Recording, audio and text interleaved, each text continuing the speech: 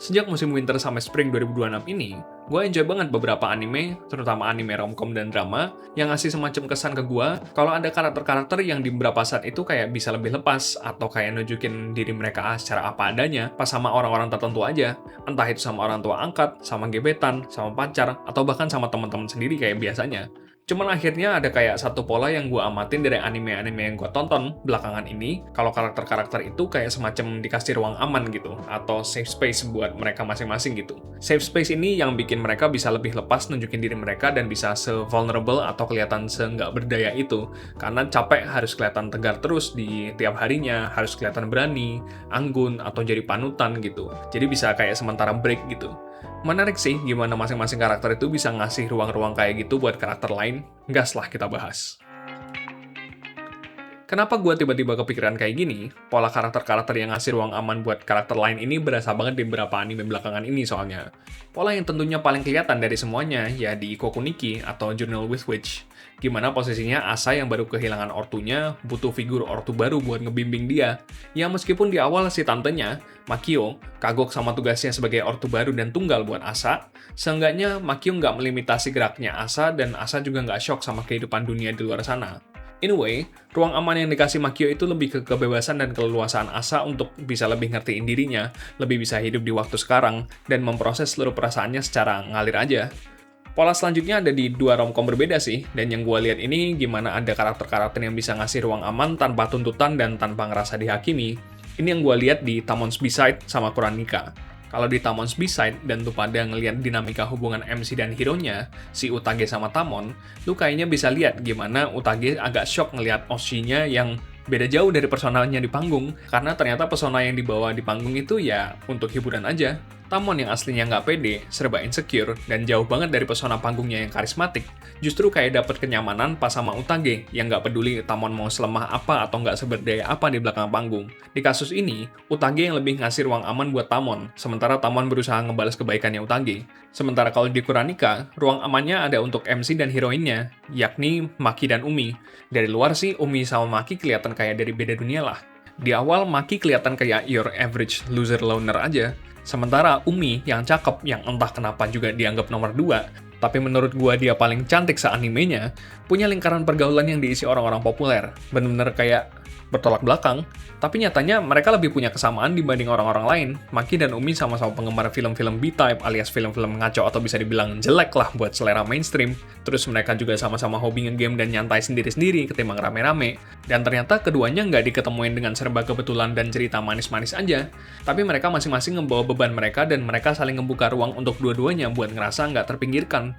Umi berasa dipinggirin dari lingkaran sosialnya yang penuh anak-anak populer dan ngerasa Umi nggak berhak, atau bukan siapa-siapa, buat temenan sama primadona di kelas, yaitu Yu Amami. Yang padahal Umi sendiri teman dari kecilnya. Hal ini gara-gara Umi dipandang nggak punya sesuatu yang spesial, dan tekanan buat jadi yang spesial ini akhirnya bikin Umi nyari pelarian, dan untungnya Maki nyediain ruang itu buat Umi.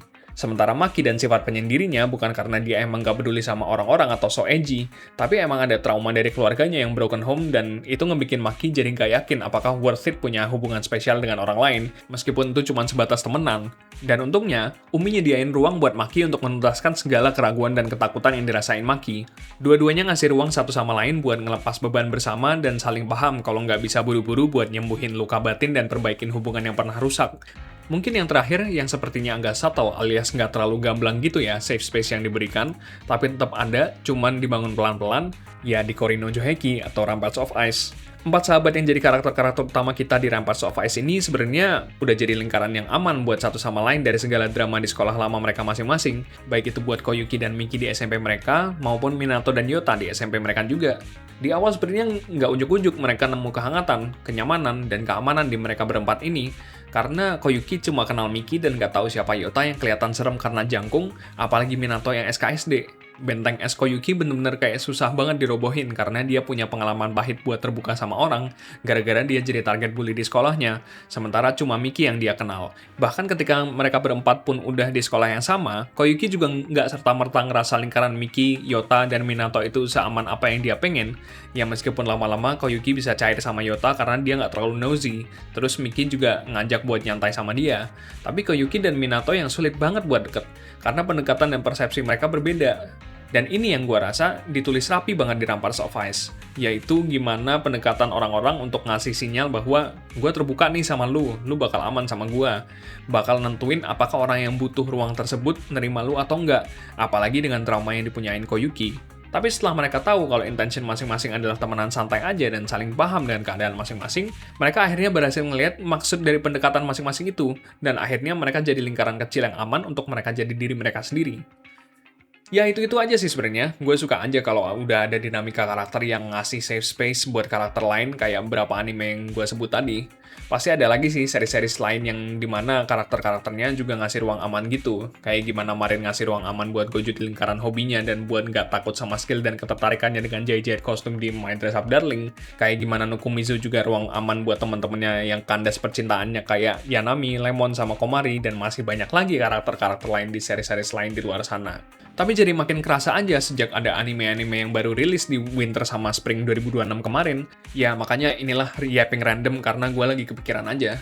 Kira-kira ada karakter-karakter lagi nggak yang kayak gini, yang menurut lu berkesan dan wholesome banget? Gue senang aja ngeliatin karakter-karakter yang saling memahami dan ngasih ruang orang buat ngelampiasin semua capek dan semua keraguan mereka sehari-hari gitu.